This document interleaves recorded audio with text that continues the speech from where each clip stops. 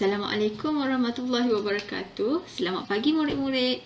Berjumpa kembali. Hari ini kita akan gunakan jilid 2, buku teks bersama buku aktiviti jilid 2. Bahasa Melayu tahun 2. Tema hari ini ialah tema kelima, iaitu jati diri, patriotisme dan kewarganegaraan. Unit 13, bersikap mulia. Buku teks jilid 2, muka surat 2. Buku aktiviti, muka surat 1.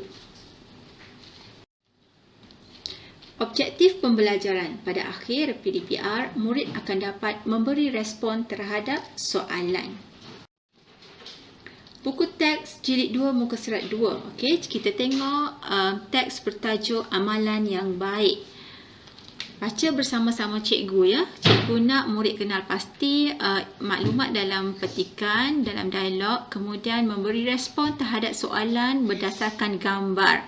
Baik, yang pertama tengok petaknya. Yang pertama ialah membawa bendera. Baik, petak yang kedua ialah menghormati ibu bapa. Sementara petak yang ketiga ialah saling bermaafan. Baik, cikgu nak murid tunjuk sama-sama dialog dan baca sama-sama cikgu.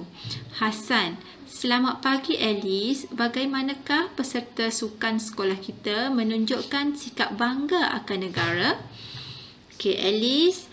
Selamat pagi. Peserta sukan sekolah kita menunjukkan sikap bangga akan negara dengan... Baik, sebenarnya cikgu sudah berikan murid jawapan, tetapi cikgu nak murid cuba bandingkan perkataan yang terdapat pada gambar supaya murid boleh memberi respon terhadap soalan. Okey, baik, kita tengok gambar yang pertama. Okey, dia tulis kat situ ialah membawa bendera.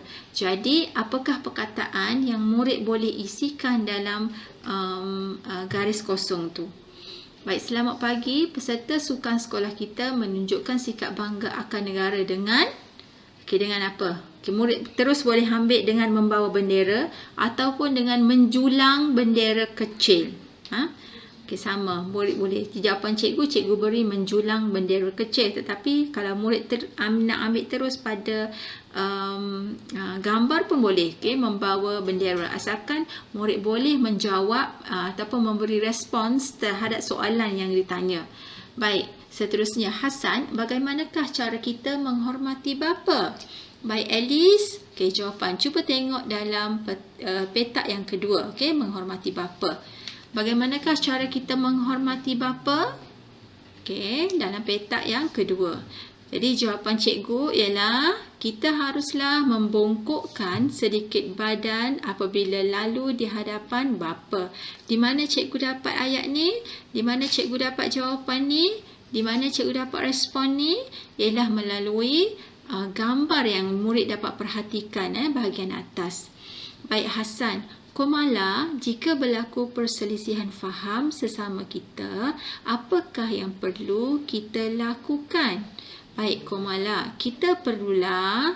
Baik, murid, cuba rujuk gambar ketiga. Okey, dekat situ tulis saling bermaafan. Jadi, apa yang sepatutnya murid tulis? Respon yang bagaimana? Sudah pastilah murid tengok jawapan pada gambar. Kita perlulah saling bermaafan.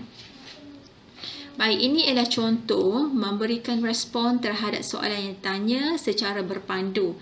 Baik, cikgu juga pernah ajar murid pelajaran ini dalam jilid 1 yang lepas. Baik, tugasan ini cikgu nak murid salin dialog dalam buku tulis. Selang satu baris antara perbualan. Macam biasa, bukan antara ayat, antara dialog tu murid selang satu baris.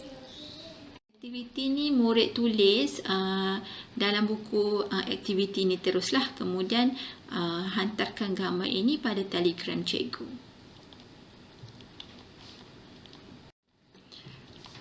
Baik, itu saja pembelajaran pada hari ini. Semoga berjumpa di lain kali di waktu yang akan datang. Baik, terima kasih murid-murid.